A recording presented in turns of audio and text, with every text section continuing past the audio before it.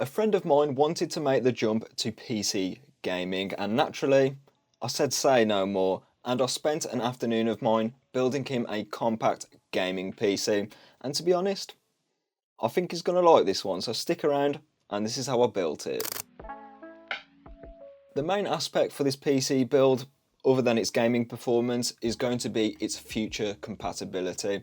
I wanted to allow the opportunity to my friend to upgrade this later into the future, and naturally AMD's AM5 platform is the logical choice here. AMD are going to support this platform until at least 2027, so it's got a few generations left in it. So if my friend wanted to upgrade the 8600G, which I've used in this build, is more than happy to do so. And for the board around the AM5 socket, I went with the B650M Gaming X AX.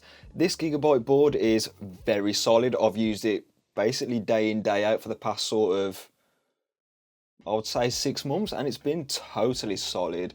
The VRMs are nice and beefy on this board, so it will take like a 9950X without any issues. And everything else for what you'd need, it's basically got it covered. It's just a good value micro ATX motherboard, in my opinion at least. And I can hear you typing in the comments already, why on earth are you using the 8600G? And it's purely because it's the only spare AM5 CPU I had lying around. If you're going for this build from scratch and you didn't need the Radeon 760M integrated graphics, I highly recommend the 7500F or Ryzen 7600, because both of these are excellent value CPUs on the AM5 platform. And by the way, if you want to pick up any of the parts in this video or any recommendations, they'll be linked below with my Amazon affiliate link, so check them out. And if you do buy through these, I do make a bit of a commission, and it does help out the channel, so thanks if you buy anything through them. But back to the 8600G, and there won't be any worries driving the graphics card which I've chose today, because it's probably a bit overkill for it, because the 8600G will pair well with like RTX 3080s and even something like a 7900 GRE. So there's absolutely no problems with the CPU choice today. It's just not the most logical option if you're building from scratch. Any good gaming PC needs at least a handful of storage and RAM, and thanks to Crucial today, we've got more than a handful, because I've gone with the 2TB T500 PCIe Gen 4 NVMe SSD. This is basically plentiful for any gaming PC.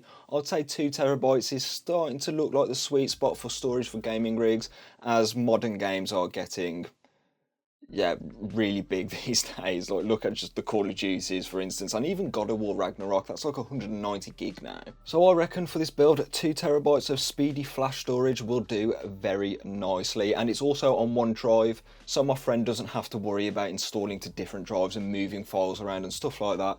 It's all on the singular drive. And because this is a boot drive, I really wanted a DRAM cache on it to speed things up while downloading games or when the disk is being saturated, as it won't bog the system down.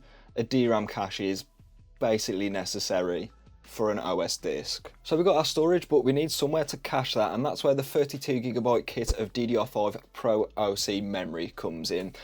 32GB is what I consider to be the sweet spot for gaming PCs in 2024. Yes, 16GB will get you across the line, but on DDR5 platforms, you may as well go with 32GB for a gaming rig, and that's what we did today. These Pro OC DIMMs are clocking in at 6,000 mega transfers per second at a cache latency of CL36. Yes, it's not the tightest timings in the world, but 6,000 MHz is definitely the sweet spot for Ryzen, as it will allow you to run at a 1-to-1 ratio with the Infinity Fabric, which results in much lower latency with your CPU, and that is what Ryzen's more favourable towards, definitely lower latency compared to outright speed. Intel is where you need that outright speed, but yeah, I don't think my friend's going to notice the difference between CL30 and CL36 on this PC, because yeah, you just won't. It's quite new to PCs. Obviously, we're going to need a case to store the platform, and this is where the Asus AP201 comes into the equation. This is my favourite micro ATX case on the market right now, and it basically is very compact without costing the ITX money. As you'd probably know, ATX cases are quite expensive. Yeah, but for the 90 quid you're going to be spending on the AP201, you will get some absolutely brilliant temperatures, particularly on your GPU, as the main intake is from the bottom, and for your CPU, you're going to be getting some decent performance there as well, temperature-wise, because it's an all-mesh construction. There is a weird thing with this case, and that is the power supply is mounted at the front. Very weird, but it works. In goes the Vertex 850 watt gold power supply, and this is an absolutely solid PSU from Seasonic. It's fully modular, which is good because the AP201 doesn't have a lot of room for cable management, particularly in the front. So it's good that I only need to use the cables that I need to use, and it provides enough headroom for the rest of the components if my friend needs to do an upgrade at some point in the future. 850 watts will drive an RTX 4090 with very little problems. And it's also got PCIe Gen 5 capabilities, as it has the 12 volt high power connector, so no need for adapters either. Instead of using a modern budget graphics card like the RTX 4060 or RX 7600 from AMD, I decided to opt for a used older flagship with the RTX 2080, more specifically this Strix model. And because it's a Strix, it's a higher end graphics card of the 2080, which means it will probably outperform an RTX 4060 anyways. Yes, it will be using more power with its 225 watt TDP, but I've got an 850 watt power supply in this PC build, so it's not really going to matter anyways. And it's got some pros as well. Yes, it's got 8GB of VRAM, like modern budget graphics cards, but unlike those, it's got a 256-bit memory bus, which means it's going to be getting more memory bandwidth, which is very important, especially at high resolutions, like 1440p, which the RTX 2080 can do. And yeah, someone just decided to speed off down my road in their very loud car, which was kind of annoying, but the RTX 2080 is definitely suited to both 1080p and 1440p, as you can see in this video up here. And also, not to mention, a used 2080 will be much cheaper than a brand new 4060. Yeah, you won't really get your warranties, but you will get similar performance, and you'll still get DLSS and ray tracing, with the latter of which being kind of questionable on this graphics card. But you'll also get frame generation with AMD's FSR Frame Gen. You just won't get the DLSS variant, so there is that to consider. But for £100 less on the used market, I'd say it's worth it. From the motherboard to the graphics card, inside the AP201, I think this PC build looks pretty good, if I don't say so myself. It fills out the case quite well, especially with the AP201 being a very compact case, but I think the stock cooler wasn't a good shout from me. It kind of makes the the CPU area of the case look a bit compact, I'd like to say, and here in hindsight I should have went with a moderately sized air cooler. I think that would have done a much better job of filling out the case. But other than that though, I can't really think of anything I'd change in this PC. Maybe some custom sleeved cables, but yeah, I didn't want to add extra length to them because of the size of the case. And I feel vindicated with my choice of fans. They're the grey Corsair ML120 fans, if you were wondering, and I got them with a liquid cool, I can't remember the name of it now, I think it was a H150i Pro XT or whatever Corsair called it, but they're slightly old, but they suit this build quite well, especially with the grey on the heatsinks on the motherboard. It does look quite good. Performance, if you're wondering, well, I ran some benchmarks, only 4 games, but 1440p is the main concern today, and performance was quite good, especially with that RTX 2080.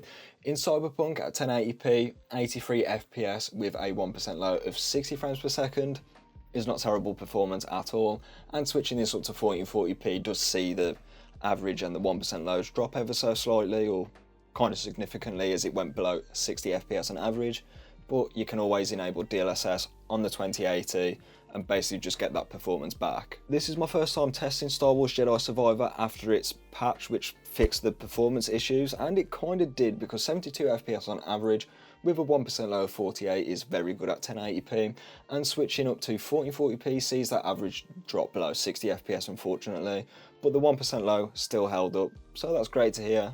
And of course, you've got DLSS as well. Red Dead Redemption 2 was a specific game my mate asked me to test today, and performance at both resolutions is totally fine. You're going to be getting more than 60 FPS, absolutely maxed out at both resolutions, so there's going to be no problems there. And the last game I decided to throw in with these benchmarks is Spider-Man Remastered, and at both resolutions you're going to be getting well in excess of like 90 FPS anyway, so both 1080p and 1440p on the 2080 and the 8600G is perfectly fine as from what we're seeing today. So yeah, in the games that my friend's going to be playing, I don't think he's going to be having any issues at 1440p. He's recently picked up an MSI 1440p monitor which runs at 180Hz, so it's better than the one I've got, so I'm kind of jealous about that.